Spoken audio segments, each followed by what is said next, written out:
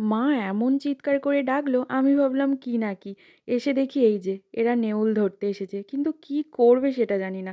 মা আবার এদিকে ডাকছে যে দেখ কত বড় গোলাপ হয়েছে। সত্যিই তাই। গোপুসোনাকে ঘুম পাড়িয়ে রেখে আমরা একটু রেডি হয়ে নিয়েছি। কোথায় যাব জানো তো? পিসিমণির বাড়ি। তো আমি, মা, মেজো কাকিমা, ছোটো কাকিমা, আমরা এই 4 জন মিলে গিয়েছিলাম। খুব আনন্দ হচ্ছিল জানো। আর আমাদের এখানে তো আলু, সর্ষে, ধান এইসবই হয়।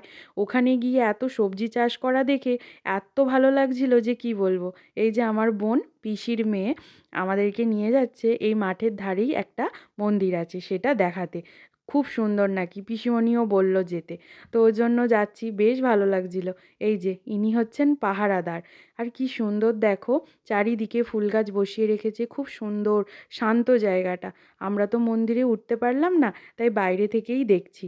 আজ তবে এতটাই। আসছি আবার কাল।